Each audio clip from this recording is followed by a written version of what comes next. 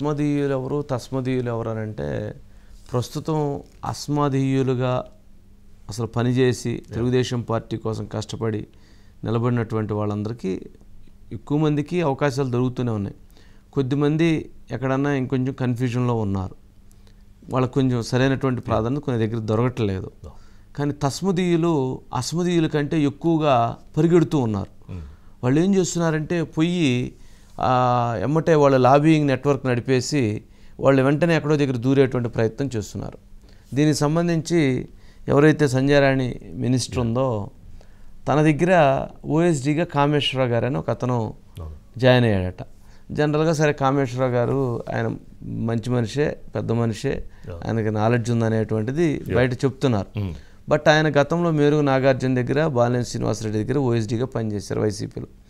ఇప్పుడు ఆయన సంజయ్ రాణి గారి దగ్గర తెలుగుదేశం ప్రభుత్వంలో తెలుగుదేశం మినిస్టర్ దగ్గర ఆయన ఓఎస్డీగా జారుతున్నారు అనేది ఒక ప్రచారం జరుగుతుంది. ఆల్రెడీ చేరారని కూడా చెప్తూ ఉన్నారు. నేనేమంటానంటే సరే ఇప్పుడు ఇంతమంది ఉద్యోగులు లేదా ఇంతమంది అధికారులు ఇంతమంది తెలుగుదేశం జనసేన బీజేపీ కోసం పనిచేశారే, ఎంతోమంది వేధించబడ్డారే, ఎంతోమంది ఉద్యోగాలు కోల్పోయారే, ఎంతోమందిని ఇబ్బందులు గురి చేశారే. అందుట్లో ఏ ఒక్కరూ కూడా మరి సంజయ్ రాణి గారికి పనికి రాలేదా?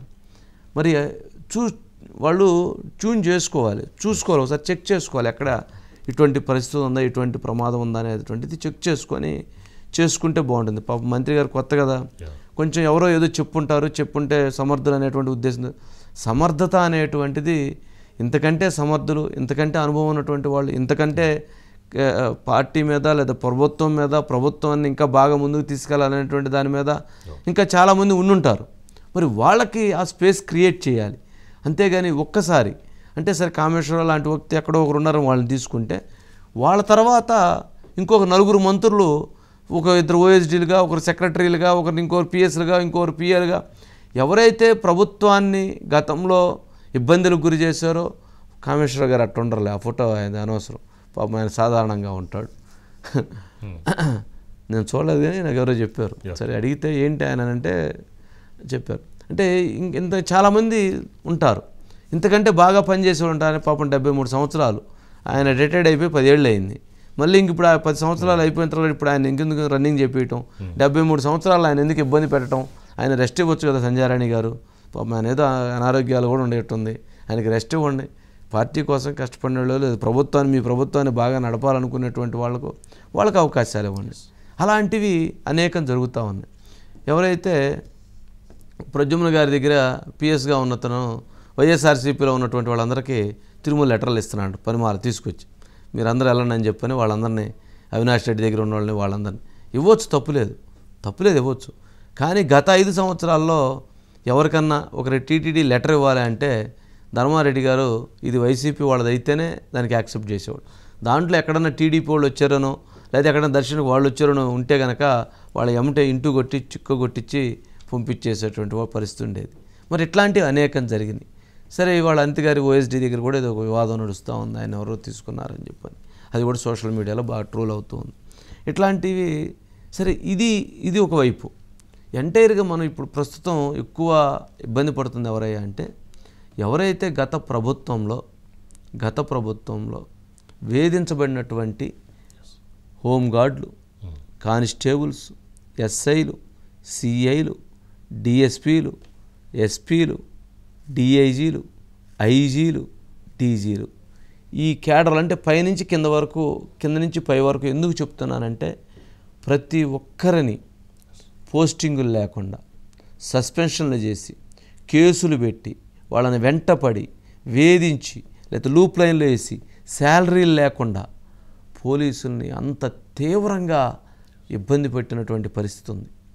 కులం చూడడం, మతం చూడడం అని చెప్పినటువంటి జగన్మోహన్ రెడ్డి గారి ప్రభుత్వంలో కులం చూసి, మతం చూసి ఎవరైతే టీడీపీకి చెందినటువంటి సామాజిక వర్గాన్ని కానీ, జనసేన పార్టీకి చెందినటువంటి సామాజిక వర్గాన్ని కానీ, వాటితో పాటు ఇతర సామాజిక వర్గాలు ఎవరైతే టీడీపీకి అనుబంధంగా ఉంటారో అనుకున్నటువంటి వారిని కానీ వాళ్ళందరినీ వెంటాడారు, వాళ్ళందరినీ వేధించారు.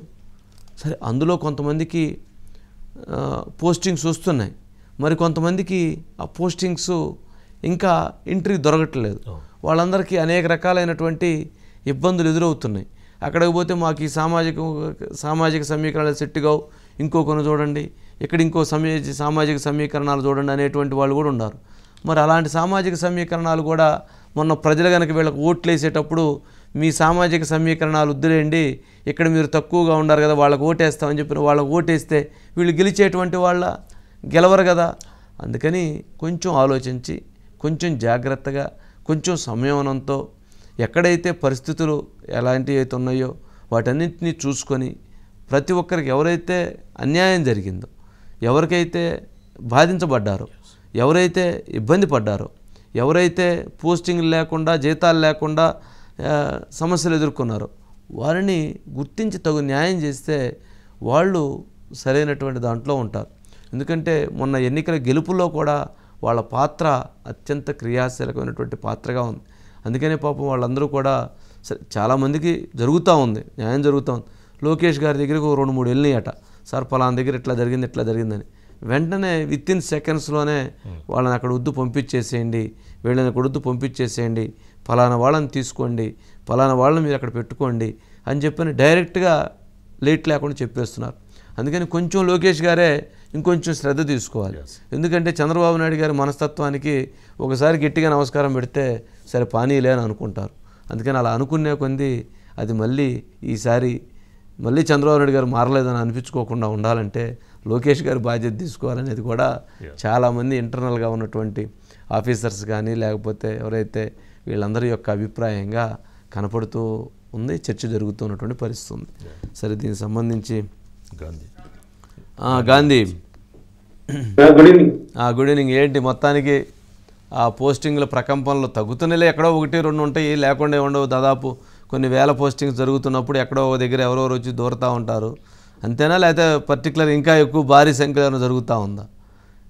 అంటే ఇక్కడ పోస్టింగ్ గురించో లేకపోతే ఇంకో దాని గురించో ఇక్కడ విషయం లేదు. కానీ గత 5 ఏళ్ల కాలంలో దాదాపుగా డిఎస్పీలు కానీ, అడిషనల్ ఎస్పీ స్థాయి కానీ, లేకపోతే నాన్ క్యాడర్ ఎస్పీలు కానీ దాదాపుగా 60 మందికి పైగా బాధించబడ్డారు, ఇబ్బందులు గురయ్యారు. ఎందుకంటే వాళ్ళు ఉండేది శ్రీకాకుళం అయితే వాళ్ళని అనంతపురం పోస్టింగ్ వేశారు.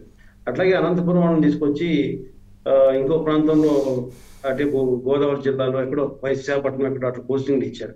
అంటే పోస్టింగ్లు ఇచ్చినవి కూడా దాదాపు బయట ప్రపంచానికి ఇతను పోలీస్ అని తెలియని పోస్టింగ్లు ఇచ్చారు. ఇతను పోలీస్ ఆఫీసర్ అని తెలియని పోస్టింగ్.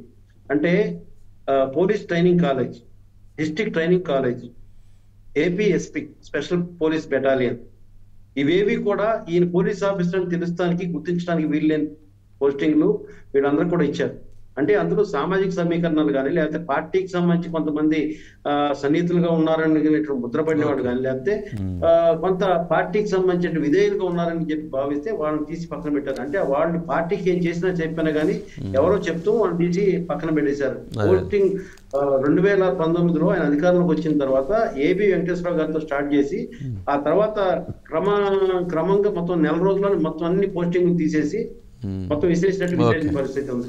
సరే, 5 ఏళ్ళు ఇబ్బంది పడ్డారు. ఇప్పుడు గవర్నమెంట్ వచ్చింది కదా, తనకి మాకు మంచి స్థానం భావించిన అధికారులకి కొంత ఆందోళన మొదలైంది. ఎందుకంటే కొన్ని పోలీస్ పోస్టింగ్ సంబంధించి కీలకమైనటువంటి శాఖ హోంశాఖ సంబంధించినటువంటి ఓఎస్డీగా నియమించినటువంటి పులిపాక అనిల్ కుమార్ గారు గతంలో రామ్ తీర్థంలో చంద్రబాబు గారు వెళ్ళినప్పుడు ఆయన కాన్వాయ్ కి ట్యాంకర్లు అడ్డం పెడతాం కానీ, ఆయన మీద కేసు నమోదు చేయడం కానీ, ఆ విజయసాయి రెడ్డి గారిని వెళ్ళిపోయిన తర్వాత వీళ్ళు నిలవచ్చడం, అట్లాగే పూర్తిగా వాళ్ళని ఇబ్బంది పెట్టిన పరిస్థితి ఉంది. అట్లాగే ఇంకొక విమర్శ ఏంటంటే గౌతమ్ సవాంగ్ గారు ఎవరైతే చంద్రబాబు మీద దాదాపుగా కక్షపూర్తిగా వ్యవహరించే గౌతమ్ సవాంగ్ గారు డీజీపీగా ఉన్నప్పుడు ఆయన దగ్గర 2 ఏళ్ళు ఈయన ఓఎస్డీగా చేశారు. సో 2 ఏళ్ళు ప్లస్ తర్వాత మళ్ళీ ఈ పోస్టింగ్ డిఎస్పీ పోస్టింగ్ చేశారు అక్కడ విజయనగరం. అటువంటి టాలెంట్ తీసుకొచ్చి ఇప్పుడు హోంశాఖ సంబంధించినటువంటి కీలకమైన పోస్ట్ ఓఎస్డీ అనేది ఓఎస్డీగా పెడితే అంటే ఆ పార్టీకి సంబంధించిన నాయకత్వం ఇవన్నీ పట్టించుకోవట్లేదా, లేకపోతే ఎవరైతే కీలక పోస్టులు అక్కడ ఉన్నారో వాళ్ళు దీని గురించి స్క్రూటినీ చేయట్లేదా అనే ప్రశ్న ఇక్కడ పోలీస్ వర్గాల నుంచి వస్తుంది. రైట్. అంటే జనరల్గా ఇట్లాంటి విషయాల్లో అనిత్ గారు కొత్త కాబట్టి మంత్రిగా వారికి తెలిసి ఉండకపోవచ్చు. డిపార్ట్మెంట్లో ఉన్నటువంటి వాళ్ళు హైర్ అఫీషియల్స్ కొంచెం సూచించాలి, లేదా ఇప్పుడు ఎవరైతే అతని మీద వస్తున్నటువంటి వాటిలో ఎలిగేషన్స్లో కూడా ఎంతవరకు కరెక్ట్ అనేది కూడా చెక్ చేసుకోవాలి. కొన్ని రూమర్స్ ఎక్కువ ఉంటాయి. కానీ ప్రస్తుతం ఉన్నటువంటి ఎవరైతే Telugu Desam party, Janasena social media మాత్రం ఊరుకోవట్లేదు. ఎక్కడన్నా అలాంటి ఒక చిన్న పోస్టింగో లేకపోతే అట్లాంటి ఒక చిన్న భేటీనో చిన్న కలయకో ఒక చిన్న బొకే ఇచ్చినా చిన్న సెల్ఫీ దిగినా చిన్న ఫోటో దొరికితే చాలు ఊరుకోవట్లేదు, ఉత్తికి ఆరేస్తున్నారు. అసలు వీళ్ళు ఎట్లా వెళ్తారు, వీళ్ళు ఎట్లా వస్తారు అని చెప్పని స్క్రూట్ని వీళ్ళే చేసేస్తున్నారు. అంటే అంత స్పీడ్గా ఉండరు, యాక్టివ్గా ఉండరు, ఎందుకంటే అంత పెయిన్ ఉంది వాళ్ళకి. పెయిన్ ఉంది. ఇప్పుడు ఒక రకమైనటువంటి వ్యక్తులను అయితే సరే సాధారణంగా వదిలేస్తారు, కానీ ఎవరైతే కొంచెం క్రియాశీలకమైన పోస్టులో ఉన్నప్పుడు రేపు అక్కడ ఇబ్బంది జరుగుతుంది కదా, అక్కడ మళ్ళీ ఎక్కువ నష్టం జరుగుతుంది అనేటువంటి భయం, ఎక్కువ కంగారు ఉన్నటువంటి పరిస్థితి ఉంది.